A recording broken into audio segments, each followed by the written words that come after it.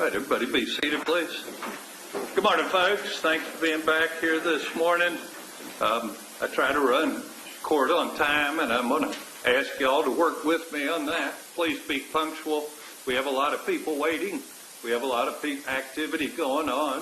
If you're not punctual, then everybody's delayed, and, you know, we don't want to be here next week because one of our jurors can't get here on time. I know all of us probably have your friends that are time challenged, so you lie to them about what time to be here to get them there on time. I don't want to do that way with y'all. I want to be, tell you exactly when we need you. If we have a problem with that, then we'll just starting half an hour before we really need you. That's not what I want to do. So if y'all work with us, let's make time. You know, if you're time challenged, if you are, then you need to work that out. Make sure you get here early. We were also delayed a little bit getting started because the court has already received a report of a juror making some comment on the internet about their jury service. In the grand scheme of things, the comment was fairly innocuous. I'm not going to take any action on it at this point in time, but you need to be aware, if you comment on social media, people are out there watching, people are out there listening. It will be reported, and then we're going to have a problem. During the course of this trial, you just need to stay off the social media. You can't be making any kind of comment at all, because next thing you know, it comes back to the court. Sometimes it comes back a little twisted, and, it's just something we need to avoid. So I know I've talked about it before, and we still had a minor problem. Let's not have any problems on that. We went to a lot of trouble yesterday to get a jury that can fairly and impartially hear this case based upon what's presented here in the courtroom. Let's keep it that way, please. So sorry to start out by chiding you over things, but I don't want us to get off on the wrong foot in this case. You've now been selected and sworn as the jury to try the case of State of Florida versus Denise Williams. As we've already discussed, this is a criminal case. Ms. Williams is charged with 3 charges: conspiracy to commit first-degree murder, and accessory after the fact of first-degree murder. Later during the course of the trial, I will explain to you the exact elements of each of those offenses. The indictment that I read from yesterday is not evidence and is not to be considered by you as any proof of guilt. It's my job to explain the law to you. It's your job to decide the facts and to apply the facts. Brief concluding remarks by the court. You will retire to consider your verdict. You should not form any definite or fixed opinion on the merits of the case until you have heard all the evidence, the arguments of the lawyers, and the instructions on the law that I will give you. Until that time, you are not to discuss the case among yourselves. Your verdict must be based solely on the evidence or lack of evidence and the law that I will explain to you. I now instruct you not to communicate with anyone, including your fellow jurors, about this case.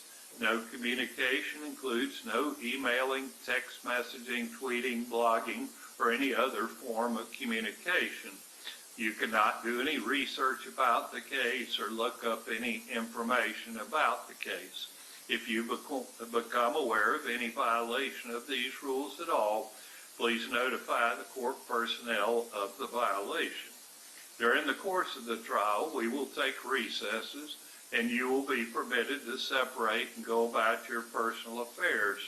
During these recesses, you must not discuss the case with anyone, nor permit anyone to say anything to you or in your presence about the case. If anyone attempts to say anything to you or in your presence about the case, tell them that you're on the jury trying the case and ask them to stop. If they persist, leave them at once and immediately report the matter to the bailiff, who will advise me. The case must be tried by you only on the evidence presented during the trial in your presence and in the presence of the defendant, the attorneys, and myself. Jurors must not conduct any investigation of their own. This includes reading newspaper, watching television, or using a computer, cell phone, any electronic device, or any other means at all to get information related to the case or the people and places involved in the case. This applies whether you're in the courthouse, at home, or anywhere else. You must not visit places mentioned in the trial or use the internet to look at maps or pictures to see any place discussed during the trial. In every criminal proceeding, a defendant has the absolute right to remain silent. At no time is it the duty of a defendant to prove her innocence. From the exercise of a defendant's right to remain silent, a juror is not permitted to draw any inference of guilt, and the fact that a defendant did not take the witness stand must not influence your verdict in any manner whatsoever. The attorneys are trained in the rules of evidence and trial procedure, and it is their duty to make all objections they feel are proper. When an objection is made, you should not speculate on the reason why it is made. Likewise, when an objection is sustained or upheld by me, you must not speculate on what might have occurred had the objection not been sustained, nor what a witness might have said had he or she been permitted to answer. During the trial, it may be necessary to confer with the attorneys out of your hearing to discuss matters that require my consideration alone. It is impossible to predict when such a conference may be required or how long it will last. When such conferences occur, they will be conducted so as to consume as little of your time as is necessary for a fair and orderly trial of the case. If it's going to be something extended, we'll generally let you step out. If it's something we can do quickly, we'll probably go over here to the side of the room. We call that a sidebar because it's to the side of the bar. It'll be outside your presence. Sometimes I worry that juries think something unusual or exciting has happened. That's generally something fairly procedural. It's not anything for you to be concerned about, but that's just a normal part of the trial. Let me comment on one other thing. You might run into the attorneys in the hallway. They're not going to talk to you. That's not because they're rude or aloof people. That's just because they understand the rules of the court. You can understand somebody seeing you talk to an attorney. They don't know what's being said, and it could be misconstrued. So during the course of the trial, just don't have any conversation with them, and they're not going to talk to you and accept that those are just the rules of the court. If you would like to take notes during the trial, you may do so. On the other hand, you're not required to. That is entirely up to you. We've given you a notepad and a pen for your use if you wish to take notes. Any notes that you take will be for your personal use. However, you should not take them with you from the courtroom until you start your deliberations. During recesses, if you'll leave your notes in your seat, the bailiff will ensure they are not tampered with by anyone.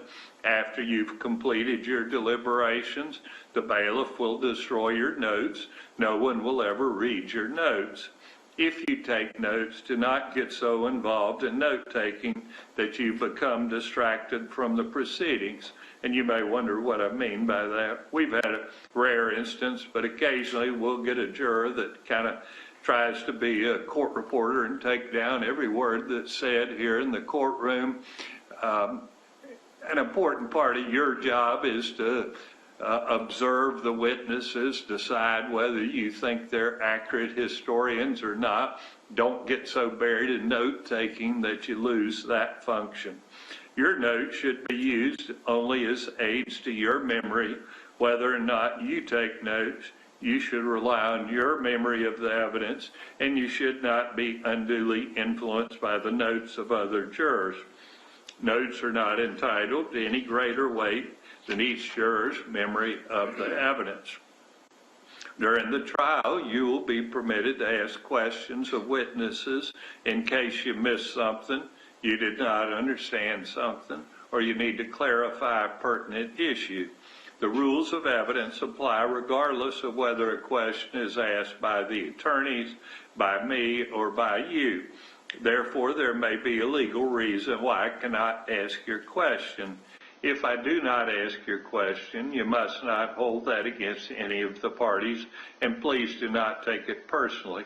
Subject to that understanding, this is how we will proceed. When the attorneys have finished asking their questions, if you have a question, simply raise your hand. Now, we don't do it in the middle of the witness, we do it at the end of the witness. I'll try to stop and remember to ask you. Occasionally in my old age, I forget, but if I forget, just raise your hand. I will give you time to write your question on a clean piece of paper. The bailiff will collect your question. I will then confer privately with the attorneys. If I determine that it is a legally appropriate question, I will ask your question, and the attorneys will be allowed to ask follow-up questions. If your question is not asked, you must not discuss it with other jurors or hold it against either party.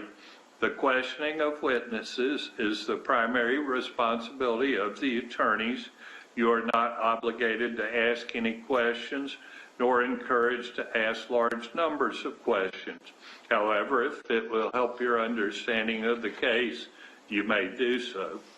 As I indicated, the next thing to occur is the attorneys will be given an opportunity to make an opening statement. As I've also said, what the attorneys say is not evidence, and you should not consider it as such. However, I do encourage you to give them your careful attention. The opening statements are intended to give you an understanding of the evidence that the attorneys expect to present and the issues in the case. We will start with the state of Florida.